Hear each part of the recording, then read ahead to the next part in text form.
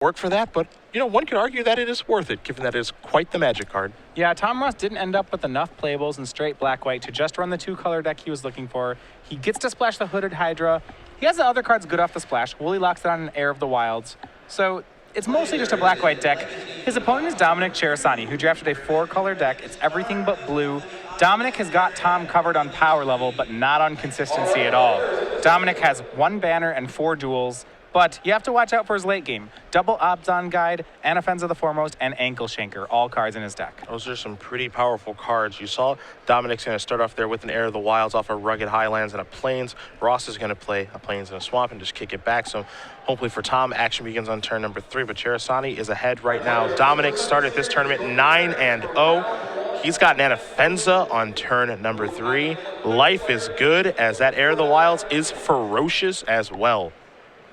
Yeah, and I mean, this is a great start for Ceresani. His mana base was his weak point, and he has that covered right now. Tom's in a huge world of troubles. There's already 6 power on the board for Ceresani, and Tom doesn't even have a play. Ross is just going to play a Swamp and pass the turn back. Now, one card that Tom does have in his hand that we saw him draft it is Kill Shot. We'll see if Ceresani can see through this, and it looks like he's going to attack. There's the trigger from Anafenza. Put a counter over there. Tom is going to take a look at what I think he's going to kill with the Kill Shot. Oh, yeah, but even then, now we have this Death Touch 3/3. Like, even killing it does not get him out of the woods here. And there's one other thing I want to point out here. So originally, when I looked at Ceresani's deck, okay, why is he going 4-color? I looked at the rares, and I see, okay, Anafenza, that makes sense. And if you want to hear about an aggressive strategy, how about Anafenza into Sarkhan the Dragon Speaker? Oh, he has that too? That's also in his deck. Well, I'd be 4 colors too. As far as power level is concerned, he's got Tom beat on every angle. The big question here is, will his mana cooperate? I'll tell you the first draft I did of this format, right before the SCG in Orlando, I went to go to Fallout Shelter Games in New Jersey, and I got my first experience with someone curving Siege Rhinos into Sarkhans on curve, and I remember thinking, well, that's one way to play the format, and that's pretty unstoppable when it happens. I'm inclined to agree with you. It did not sound like you won that match. That one went poorly. Here's some more for Ceresani before passing the turn back. Ross needs to get onto the board. That's what he needs to do. Well, here's the danger. Ross did have the removal for Anafenza, and granted, his deck actually does not have much removal for Anafenza, but because Ceresani's deck is significantly more powerful, Tom needs to take advantage of tempo, which he's behind on the board, he's behind on lands. His deck doesn't play catch-up very well. Can we get a morph sleeve on top of the morph? Obzon Guide is what Ceresani is looking at. He's going to play a Swamp. He's going to unmorph the Obzon Guide. Yeah, unmorphs is here so that he can trigger the Ferocity on Heir of the Wild, so now it's a pair of 4/4 swinging. No good blocks there for the boss. Of course, Ceresani is going to gain 4 life in the lifelink too, so Ross is already down to 6. Mardu Skull Hunter is his draw. That's not all that exciting. Of course, that comes into play tapped too. We can't forget about that. It's not even a blocker at this point. Ross is in a whole lot of trouble. And you can see that Ceresani's deck, as you did mention, power level is quite high. It's the consistency he may have issues with, and that's what Tom has to try to take advantage of, because he ain't winning this game. Yeah, Ceresani's deck is base black-white, if you want to get down to the core, which, unfortunately for Tom, is the same as his. Mentioned that his deck would be weak if there was another base black-white player, and indeed there was. Difference here is, yeah, Ceresani's late game is going to blow Tom's out of the park. You see a banner there for Ross before passing the turn back. Looks like it's time to block for that 2/3. Ceresani going to confidently attack. Of course, there's a trigger from the Heir of the Wilds due to Ferocious. Here is a block. Obzon Guy will get 4 damage across. Ross is going to go down to 2. Ceresani up to 29. Now, there are some weaknesses here. So I mean, imagine we'll be moving to game 2 pretty quickly. Ceresani's deck only has 5 red sources in it. And it's not just running Sarkhan. It has cards like Arrow Storm in it as well. So it's got some double red. Double red off 5 mana sources, not great.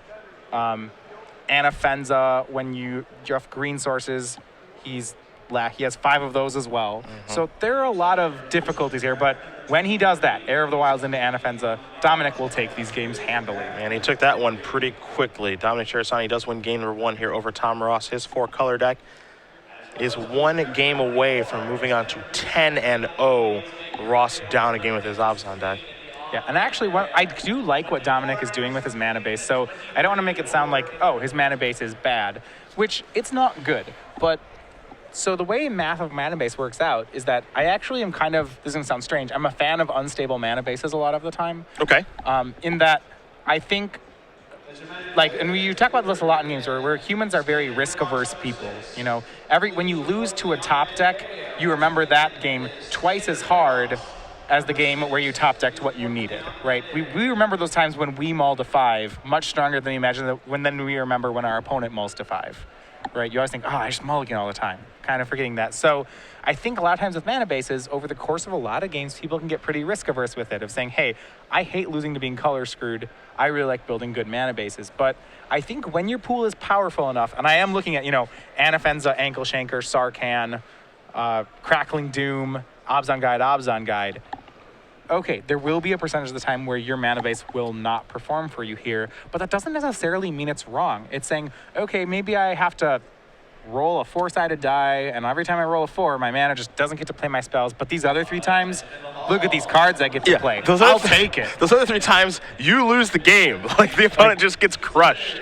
Right. So I actually like what Dominic has done here. I think his rares are powerful enough to roll that die and say, I'm fine with that. It. I'm fine with that, because if everything comes together, I mean, the chances of him 3-0 anything are very high. And as you mentioned, you are kind of rolling a 4-sided die where one of the times it just comes up, the big whammy, and you look pretty embarrassing as you're kind of just floating around, and you maybe have a bunch of lands in play and you can't do anything. But there are games like what we just saw where, the truth be told, he just ran over Tom. I don't even know what Tom could really do there. Tom just got crushed in that game. He would run over most decks there. A great 2-drop into a mythic, right? I mean, Tom's playing 2 3s for 3, whereas Dominic's playing 3 3s on 2, or 4 4s on 2. Like, he had a 4 4 for 2 and a 4 4 for 3. That's not something Tom can deal with. That's not something most limited decks can deal with.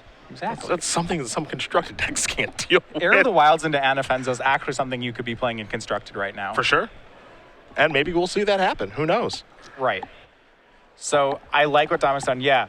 I do think he's going to, over the course of 3 rounds of Magic, where I'm playing that deck, I would expect to lose 1 to 2 games solely off the base of my mana. Yeah. But maybe it's only 1 game, and maybe I win the other 2, because my deck's got a lot of powerful cards here. That's why we play the best of 3. That's true. That's why they give you 3, and I think he knew exactly what he was signing up for with his mana base and with his deck. He took some very powerful cards. He's hoping things do break his way. Game 1 it did. We'll see if it happens in Game 2 as the boss starts off with a Stand Step Citadel. Sure. Tom has a very consistent hand here. We're going to see Chief of the Edge on turn 2, or Einak Bonkin. A lot of options for him. Yeah, this is not the draw that he had in Game 1. No, Dominic's hand's a little mana short here. He's going to need some help. Ross going to play a Swamp, and there is Chief of the Edge. So he's looking to get the beatdown started early. A Hooting Mandrills is the draw. I think we're a little ways away from that. Swamp and just past the turn back. So Ross will untap. He will take a draw. See if he's got a land to play here. He's going to start by attacking for 3. Again, other warrior creatures you control get +1/+0. The Chief can be very powerful in the game before it even begins, as there's a morph there for Ross. Let's see what Ceresani has for his 3rd turn.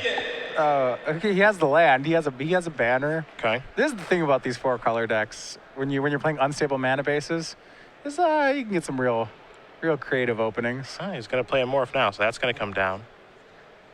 Ross will untap. He will draw a card. Looks like he picked up a copy of Rakshas's Secret. So the powerful discard spell. That figures to be pretty good against Dominic's strategy. Yeah, I think a situation will definitely present itself where he might be able to get the last 2 cards, and the last 2 cards are mighty powerful. The question here for Tom is, how does he want to attack on this turn? And it looks like he just wants to get in with both of his creatures. You do wonder how highly he values, that Chief of the Edge. Trading with a morph isn't the sexiest play in the world. Seems fine. Dominic just needs things to trade. Yep. Chief of the Edge, while it has a lot of upside within synergy, it's still just a creature, and you just need to turn it sideways. Psycho Archer was the morph there for Ceresani, so that's going to bite the dust. Tom is going to cast a Bitter Revelation here, so he gets to look at the top 4 cards, gets to pick 2. The other 2 go away, and he loses 2 life in the exchange. The other thing I like about these 4-color decks is I think in my heart of hearts, I still like to draft like I'm 10 years old, where I just go to the back card in the pack and I'm like, oh, I want this one too. And if you get to do that here. Oh, the natural, all 4. Right, I mean, there we go. Mountain, Swamp, Forest Plains, boom. It's an easy game. Ceresani is going to play a morph now. Tom trying to take advantage of the fact that Ceresani has some pretty poor mana, but Ceresani's deck is cooperating thus far. I mean, this is the advantage of Ceresani's deck, right? It wouldn't be caught dead playing a Sage Eye Harrier. You see one of those in Tom's hand. That card is probably lower on power than every card in Dominic's deck. Yeah, wouldn't surprise me at all. So Ross with his morph, looking at Ceresani and his. Ross will start by playing a Blossoming Sands up to 19. He's going to go. Let's see what else Tom wants to do on the 5th turn of the game. He's going to start by tapping some mana. Maybe. All right, so there's the Ancestor and there's a morph. Now what this means, is that he is valuing his morph, Tom, very highly. And if he's valuing his morph that highly and we watched him draft, perhaps the Hooded Hydra? He did just find his second green source, Yep. so if that's Hooded Hydra, I would imagine Tom would trade off just about any of his other morphs. Let's see what Ceresani has here. He starts by playing a Plane, so no double red for Sarkhan or Aerostorm at this point. We know he's got a banner in his hand. You can see the Hooting Mandrills as well, that he could cast this turn, as he does have a card in his graveyard. Could delve that and tap the other 5 mana for the 4/4 Trampler. Yeah, now if the morph is an Obzon Guide, which I believe it is, he could swing, but he may have to just flip over his creature if he does. He does have some options available. Seems like a pretty good spot for maybe the Ancestor to block. But looks like damage is going to come across. Here's 4 mana. Excuse me, 5. 6 for the delve. And there is the Hooting Mandrills. Ceresani's shields are down. Ross gets to draw. We'll see what he wants to do this turn. Actually, his draw was Hooded Hydra for the turn. So that morph is probably not Hooded Hydra. Yeah, that's a good read. Hydra. That's a good read by you. You still got it. All right. Of course, Ceresani doesn't know that. And to be fair, Ceresani doesn't even know that Tom has a Hooded Hydra. That's the other thing. I mean, on power level, that's the weapon that Tom has. Yeah. That's the card that Ceresani also can't answer. But Ross does have double green to be able to cast the Hooded Hydra, so that's definitely a step in the right direction. See, Ross is going to play a 6th land. That's Swamp. See if there are any attacks for Tom to make on this turn. Again, his morphs are nothing exciting. He does want to make it seem as though they're exciting. He'll take a look at that one. The middle one is the first one. We'll see how he wants to play the Hydra here. He may just cast it face up. It would get 1 fewer 1/1 counter, but then it dodges a lot of removal. Here's the attack. I'm going to try to get some damage through here. What makes this attack interesting, and I absolutely love this attack, is last turn he wouldn't attack with this creature. This is the initial morph. This turn, when he has his mana available and Ceresani's mana is down, he says, well, I'll attack now. I don't mind doing that. And the chances of you blocking are probably pretty low, as now Ross is going to put more creatures on his board. The morph that he just added to the table is the Hooded Hydra, and then the Anak Bondken as well. Knowing Tom Ross, what do you think are the odds that creature that morph he's on with just straight up dies to a 4/4? Relatively high, I think. You know, he's just completely BSing here, and that his creature, even when turned face up, loses the fight. Yeah, relatively high. I mean, there's a chance that it is the Sage Eye Harrier, but yeah, it wouldn't surprise me. Look, I know one thing about Tom. He likes to get into the red zone, whether he has it or not. That's why I love the guy. Well, one thing is if your opponent has 2 morphs, and you have a 4/4, and I'm only swinging one of my morphs into your 4/4, now you think, oh, he's swinging the safe morph, and Yeah, the other of one's course. not safe. Well, I better not block. Yeah. And I feel like Tom's the kind of player who would read that and say, yeah, if I only swing with 1, he just won't block, so swing 1. This is going to be the Obzon guy. That's going to take care of the Ancestor. So the disowned Ancestor is going to go to the bin. Of course, Ceresani is going to gain 4 life. He's also going to deal 4 damage from the Hooting Mandrills. But again, the shields are down here, and Ross gets to untap. And he gets to do whatever he wants on this turn. Rakshasa's Secret, his last card. He can flip up the Hooded Hydra. Hydra is going to be a force to reckon with. Ceresani does actually have it covered right now. He can smite the monster sit, and then it won't kill him because Obzon Guide is great at blocking it. It does, however, take away all of Ceresani's ability to attack. Yep. Here come the creatures. And once again, now Ross goes back to not swinging the one that swung last turn. There's some serious mind games going on right now. Yeah, I like this. I have realized I don't want to play against Tom Ross in a format with morphs. This is just a headache. Yeah, the one morph they left back on defense is the Hooded Hydra. Because you know he's just going to have the read on you. And it's this point where you go, okay, well, that morph didn't want to swing, then it did, then it didn't. And the other 2 did and didn't. I think the one on the end can't fight Hooting Mandrills is what that means. And the one in the middle can. Or maybe Tom's just messing around the whole time. It's tough to say. Great opportunity for Tom. I do think the Hooded Hydra swung there. No, this is the Hydra's back on defense. Okay, so that was the Hooded Hydra. So what's going to happen here is Tom's going to block. He's going to reveal the Hooded Hydra. Ceresani's going to take a look. Okay, what happens when this unmorphs? All right, well, we'll take a look at that card, too, to see what happens when it unmorphs. You can pay it for green, green X and get X1/1 counters.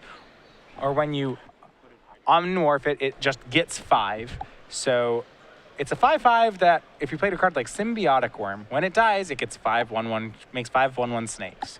Now, here's what's important on this particular combat. Smite the Monstrous is going to take care of this before damage. And what's important about that is Tom is going to get his 5 snakes, but Ceresani's not going to gain 4 life from the Abzan guide. So the 4 damage is going to come across from the Hooting Mandrills. But now we're kind of in this racing situation. Tom is at 9, but he gets to actually just attack, and there was no life gain for Ceresani. So Tom's going to take a look at his morphs, and I think he's going to see how much damage can I get through. Yeah, and he says, all right, I'm going to turn up the Woolly Loxodon. I attack for 6, 7, 8, 9, 10, 11, 12, 13, 14, 15, 16. That is enough to get the job done, and Tom Ross even things up due to the power of Hooded Hydra. So I actually think Ceresani had to make a really bad play there in that he had to let his Abzan guide die to gain 4 life. Tom had 12 power on the board with no unmorphs, with Ceresani at 13. If Ceresani makes that Smite the Monsters play, all it takes is for one of Tom's morphs to unmorph with 1 extra point of power to kill him. Now, granted, so I almost think Ceresani needs the extra 4 life and needs to just let Abzan guide die. Now, how he wins from that board, I'm not entirely sure. Good question. Good question. Maybe this is all academic, but. So what we see there in that game is Tom kind of got to do his thing, but more importantly, we were unsure if he was going to be able to play the Hooded Hydra. We saw him take it in the draft, try to take some lands to be able to cast it. Is it worth going through all the effort to play that card? It looks like right now the answer is yes. Very, very powerful mythic rare. Ceresani had great mana once again that game. However, because he has these really powerful mythics, he really is counting on them to carry his deck. And when they don't show up, his deck is relatively fair. And I would say his deck's pretty ill-equipped to deal with just a steady stream of creatures. When Tom drafted his deck, you saw he was very aggressively trying to he was very conservative and just trying to get a 2-color deck, very consistent, no mana fixing, something that could put his opponent to the test. I think he's trying to beat the Dominic Ceresani style deck. Yes. I'm playing all the duels, I'm playing all the mythics deck. That is Tom's goal here. It's very hard for Dominic to actually stop Tom's assault. He's going to have to overpower him. And what Tom hopes is that that's very hard for Dominic to do. He has to get the right mana, he has to get the mythic rare, and a lot of things have to work out for Dominic to win. Tom wants to start every game on turn 2.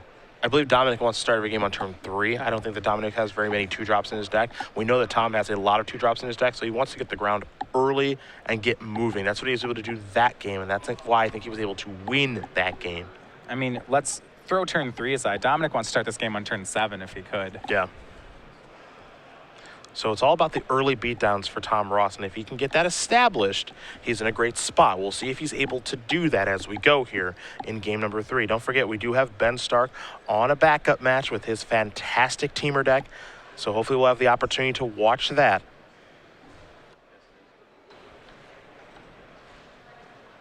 Yeah, and there are a couple draws here that Dominic can do that Tom won't be able to deal with. We saw a turn 3 Anafenza on the play game 1, and Dominic really needs to do things like that again. I'm taking a look at his hand here.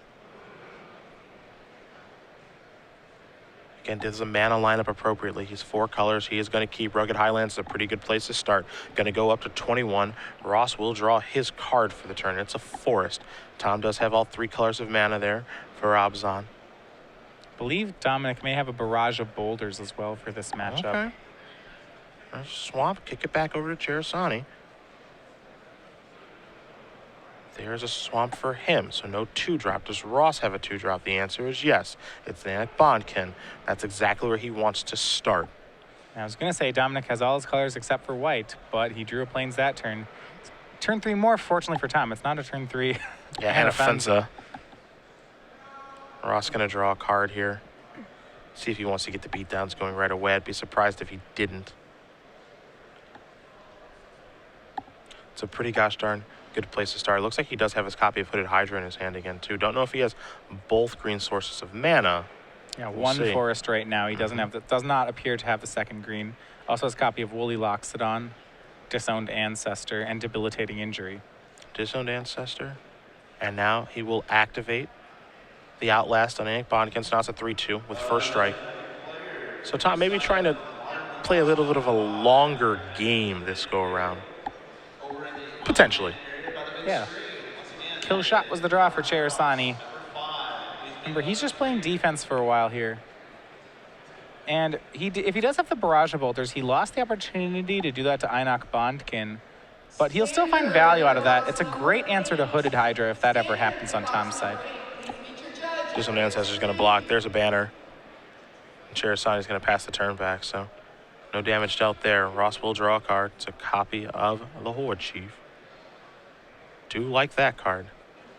Yeah, and that's going to get to be cast here. There is a clear attack for Tom Ross. Going to start by casting Debilitating Injury on the Morph, and the Morph is an Obzon Guide set. Debilitating Injury is very good. Here's an attack for 3. Interesting. Tom decides Debilitating Injury there. I think he's paying a lot of respect to Obzon Guide. He could have gotten the Wardu War Chief or Horde Chief token there, but instead doesn't want to see that 4/4 flip up, because as you can see in his hand, he doesn't really have an answer to Obzon Guide. His deck's not very good against that card, and that caused a lot of problems in game number 1.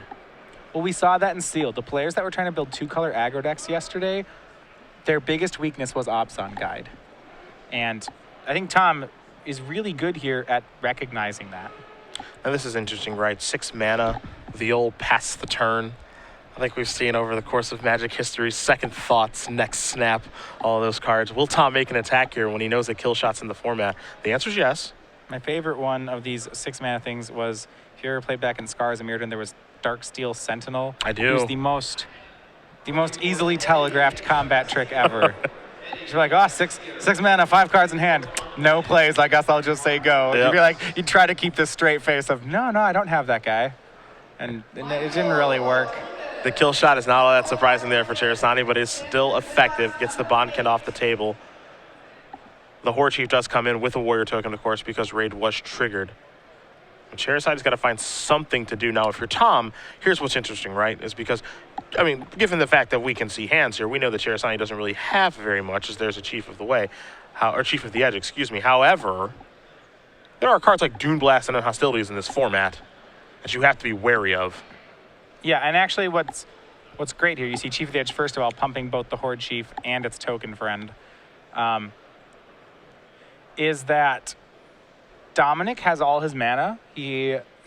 But he actually is just not well positioned to answer creatures. You see that Bring Low was hit actually on the Horde Chief. Yeah, I was a little surprised taking care of that instead of the Chief. Yeah, same amount of, well, it saves 1 damage this way. That's what Ceresani's going to draw. Of note, the Disowned Ancestor is also a warrior. Yeah, of course it is. Why wouldn't it be? What's actually surprising, we were talking about this with Patrick yesterday, the Bondkin, for example, is not. There are Soldiers and Berserkers in the set as well. Okay. So it's a little bit of a game of, hey, what's this guy's occupation? Sultai Scavenger the draw for Ross. That is a Bird Warrior. That's important. Here's an attack. This will be for 3, 4, 5, 6, 7. Ceresani is going to go down to 6. And we saw the power of Ceresani's deck in game number 1. It can definitely do some crazy things, as there is the Sultai Scavenger, but he's having some trouble out of the gate right now. And for Tom, you're just hoping, I hope you don't have any hostilities. I hope you don't have a card like Dune Blast to really punish me. Just looks like Dominic's deck, despite being very powerful, can't deal with an onslaught of creatures. And that's indeed how it plays out. Tom just plays a guy every turn and turns them sideways until he gets Dominic down to 0. Tom Ross is going to win this match over Dominic Ceresani, 2-1. Tom and his Obzon deck are going to move on to 9-0-1. For Ceresani, he picks up his first loss. Again, his